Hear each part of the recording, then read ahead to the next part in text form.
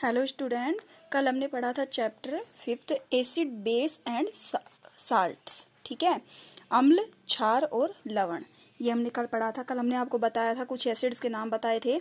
Acetic acids, formic acid, citric acid, lactic acid, oxalic acid, ascorbic acids और tartaric acids. ठीक है, और वहीं कुछ हमने आपको बेस बताए थे। Calcium hydroxide, ammonium hydroxide, sodium hydroxide, जैसे हम पोटेशियम हाइड्रोक्साइड और मैग्नीशियम ऑक्साइड, ये क्या थे? हमारे बेस थे। और ये कहाँ कहाँ मिलते हैं ये भी हमने आपको कल बताया था। आज हमारा आता है नेक्स्ट टॉपिक, क्या है? इंडिकेटर्स। इंडिकेटर्स का हिंदी होता है संकेतक। क्या होता है?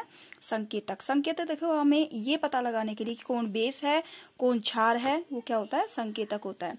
तो special type of substances are used to test whether a substance is acid और base.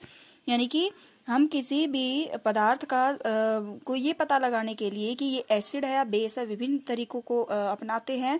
This substances are now as indicators. इन जो ये पदार्थ जो होते हैं, इन्हें हम संकेतक कहते हैं। The indicators change their colour when added to a solution containing an acidic और बेस सब्सटेंसेस। यानी कि इन इंडिकेटर्स को हम क्या करते हैं, किसी भी सॉल्यूशन के अंदर ऐड करते हैं तो उसका कलर चेंज हो जाता है, और कलर से हम उसको बता सकते हैं कि ये कौन सा है, एसिड है या बेस है। जैसे turmeric, litmus, China rose petals, गुड़ैल। जैसे कि टर्मरिक हो गया, लिटमस पेपर हो गया, और चाइना रोज पेटल्स यानी कि गुड़ैल का जो फ्लावर होता है वो हो गया। ये क्या होते हैं? एक नेचुरल जो होते हैं इंडिकेटर्स होते हैं।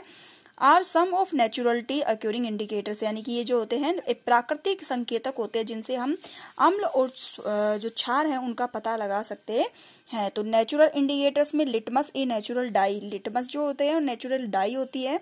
The most commonly use natural indicators is litmus. यानी कि सबसे ज्यादा जो नेचुरल इंडिकेटर्स के रूप में यूज लिया जाता है उसको लिया जाता है लिटमस को लिया जाता है। लिटमस पेपर होता है। It is a extracted from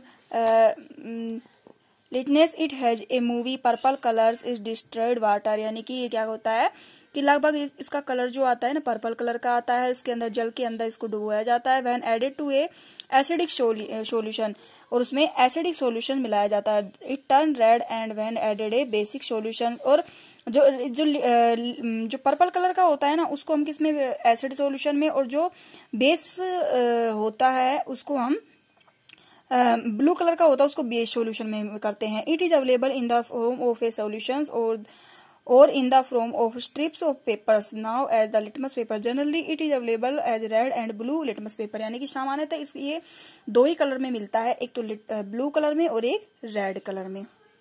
तो देखो कैसे कार्य करता है ये कि क्या करते हैं हम कि mix some water with lemon juice a plastic cup से टम्बलर या टेस्ट ट्यूब। यानी कि हम क्या करते हैं कि कुछ पानी की बूंदों के अंदर लेमन जूस को मिलाते हैं।